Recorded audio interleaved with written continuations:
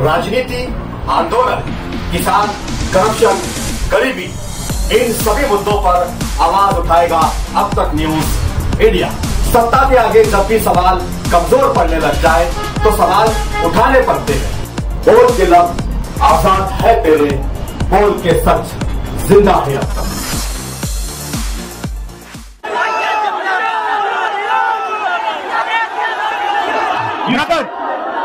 यहाँ पे हमारा माइक खराब हो गया और पब्लिक मीटिंग करना मुश्किल है। जी बिल्कुल ठीक बात है। तो मैंने सोचा कि हम थोड़ा यूपी के बारे में बातचीत कर लें और आप अपना पर्सपेक्टिव हमें बताइए, हम आपको अपना पर्सपेक्टिव बताते हैं, थोड़ी डिस्कशन करते हैं। ठीक बात है। मैं समझता हूँ कि जब माइक खराब हो गया हम दोनों बात करेंगे वो रिकॉर्ड होकर के जाएगी तो लोग बेहतर और अच्छा समझेंगे और अच्छा रिजल्ट आएगा। और क्योंकि सोशल मीडिया से वेल कनेक्टेड है तो सब लोगों को जानकारी मिल जाएगी कि हम और आप क्या बोल रहे हैं। यूपी जो 80 सीटें ले रहा है इसमें 79 सीटें समाजवादी पार्टी, कांग्रेस, इंडिया गठबंधन जीत रहा है। एक जो क्यूटो है उसमें हम और आप लड़ाई में हैं। और इस बार क्यूटो नाम कैसे जापान वाला है ये क्यूटो, क्योंकि जो प्रधान सांसद हैं उन्हें सपना दिखाया था काशी के लोगों को कि दुनिया की सबसे बेहतर सिटी बनेगी क्यूटो। तो क्यूटो बनी नहीं बनी काशी के लोग ये तय करेंगे और फिर वोट डालेंगे। तो इस बार मन मर्जी नहीं चलनी है, मन की बात नहीं चलेगी, हमारे आपकी बात और 140 करोड़ लोगों की बात और संविधान की बात होगी। और आपने देखा, हम सब ने देखा कि यूपी को नरेंद्र मोदी जी ने बेरोजगारी का सेंटर बना दिया और इतनी बेरोजगारी की है ये जितने बच्चे दिखाई दे रहे हैं ये वो लोग हैं दिखाओ जो अग्निवीर या जिसकी वजह से उन्हें नौकरी नहीं मिली है और ये सब रोजगार नौकरी चाहते हैं। बीजेपी ने जो झूठे सपने दिखाए थे इन्वेस्टमेंट मीट के, जो झूठा सपना दिखाया था डिफेंस एक्सपो का, जो सपने बेचे थे G20 में, लेकिन इन नौजवानों को न नौकरी मिली न रोजगार मिला, आज ये खाली हाथ हैं। तो इसलिए हमें और आप मिल के जो आपने कहा, जो इंडिया गठबंधन कह रहा है कि 30 लाख बच्चों को नौकरी दी जाएगी, उस दिशा में हम लोग काम करेंगे। और पहली नौकरी पक्की स्कीम जिसके माध्यम से हर ग्रेजुएट को नौकरी का अधिकार, बेहतरीन ट्रेनिंग और बैंक अकाउंट में 1 लाख रुपए साल के। आपने नोट किया कि मोदी जी खटाखट बोलने शुरू कर दिए। ये आपके खटाखट के बाद वो रटारट खटाखट कर रहे हैं। अच्छा एक बात बताइए, मुझे क्यूरियोसिटी है, थोड़ा आप अपने पापा के बारे में मुझे बताइए। जी मुलायम सिंह यादव जी के बारे में बताइए। आपने उनसे क्या सीखा? नेताजी और उनके साथ के लोग बिल्कुल जमीनी राजनीति करते रहे। हालांकि नेताजी कुश्ती, पहलवान और गाँव के थे। कुश्ती नहीं, मैं कुश्ती नहीं कर पाया जीवन में क्योंकि मैं मिलिट्री स्कूल में चला गया तो कुश्ती नहीं कर पाया। लेकिन नेताजी इसीलिए धरती पुत्र बोले गए कि वो जमीन की बात को समझते थे। धरती पर जो लोग हैं उनकी क्या भावना है उसको लेकर के वो आगे बढ़ाना चाहते थे। और आपका इस क्षेत्र से और इस शहर से आज का लगाव नहीं है, न जाने कितने सालों पुराना लगाव है।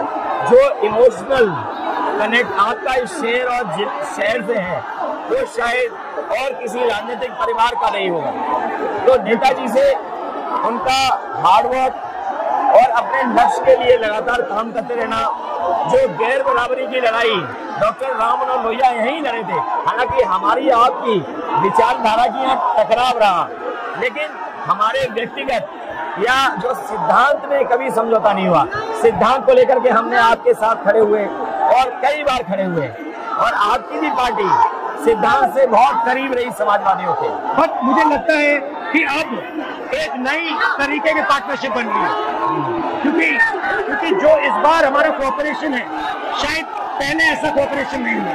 मतलब बिल्कुल सब जुड़ गए हैं। सबसे अच्छा ये है कि जितना उन्होंने कहा 2 लड़कों की जोड़ी, उतना युवा आपसे, हमसे, इंडिया गठबंधन से और जुड़ गया।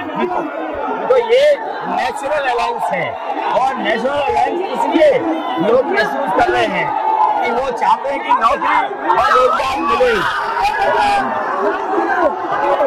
नौकरी और रोजगार मिले। तो ये बड़ी भावना है कि हमसे आपसे ये यूथ कनेक्ट कर रहा है। सबसे बड़ी बात, महंगाई की चोट सबसे ज्यादा इन लड़कों को लगती है। हमारी थिंकिंग है और आपकी भी है कि ये जो 22-25 लोगों को नरेंद्र मोदी जी ने पूरा का पूरा धन पकड़ा है, उसको ठीक करने के लिए जो हमारे युवा हैं, माताएं बहनें हैं, उनको डायरेक्ट बैंक अकाउंट पे पैसा देना।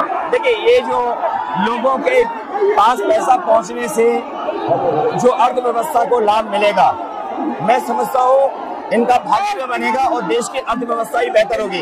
ये जरूरी स्कीम है कि इनके अकाउंट में पैसा पहुंचे, इससे थोड़ा बहुत जीवन स्तर इनका भी अच्छा हो। नरेंद्र मोदी जी डिबेट से क्यों करते हैं? क्योंकि वो सच का सामना नहीं करना चाहते। पूरा उनका झूठ का गुब्बारा है।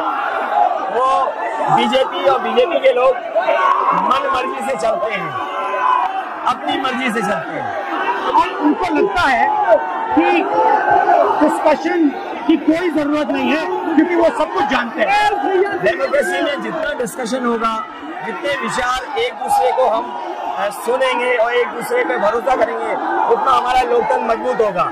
ये बीजेपी के लोगों ने न केवल हमारी जान को खतरा पैदा किया है, बल्कि लोकतंत्र को भी, संविधान को भी खतरा पैदा कर रहे हैं। और इसका नतीजा दिख रहा है कि चाइना हमारी जमीन के अंदर आ गया, ये बेरोजगारी बढ़ती जा रही है, जो प्रोडक्शन होता है वो नहीं हो रहा है, और पूरा का पूरा एक्सटॉर्शन, ईडी, सीबीआई, ये लोग मतलब एक्सटॉर्ट कर रहे हैं। कई बार सुनने को मिल रहा है और सरकार स्वीकार नहीं कर रही है, लद्दाख की हमारी सीमाएं सुरक्षित हो गई, अरुणाचल के आसपास या सीमा जो चीन से छू रही है वो बहुत असुरक्षित है। तो चीन से जहां हमारा सीमाओं का खतरा है, वहीं चीन से हमारे बाजार को भी खतरा है। तो कहीं न कहीं हम लोगों को अपनी मैन्युफैक्चरिंग इकोनॉमी को बढ़ावा देना पड़ेगा। और ये जो स्कीम है, पहली नौकरी पक्की और महालक्ष्मी, ये मैन्युफैक्चरिंग सिस्टम को, इकोनॉमिक सिस्टम को जंप स्टार्ट करने के तरीके हैं। ये बहुत अच्छा जंप स्टार्ट होगा। इसको अगर फोकस होकर के IIT, पॉलिटेक्निक, इंजीनियरिंग कॉलेजेस को, इन सबको इकोसिस्टम में ला करके, मैं समझता हूँ युवा नौजवानों को अच्छी नौकरी और रोजगार मिल पाएगा। और हमारा लक्ष्य है कि सब, हर जात को भागीदारी मिले, स्पेस मिले, हर इंस्टीट्यूशन में, बिजनेस में, एजुकेशन के सिस्टम में, तो वो हमारा, हम दोनों का लक्ष्य है। बिल्कुल। और क्योंकि जो बात सभी दल कहते थे, आज इंडिया गठबंधन कांग्रेस भी कह रही है कि सामाजिक न्याय जरूरी है, जाति जनगणना जरूरी है। देश के लिए ये बड़ी चीज है। जो दुनिया में अमेरिका है, यूरोप है, अपने उन लोगों के लिए जो पीछे छूट जाते हैं, उनके लिए कुछ काम करते हैं। तो हमारा जो देश जाति के आधार पर पिछड़ा है, तो इसको आगे बढ़ाने के लिए ये बड़ी भूमिका होगी इस बार। बहुत अच्छा लगा, बहुत अच्छी मीटिंग है। मुझे लगता है कि ये यूनिक मीटिंग है। क्या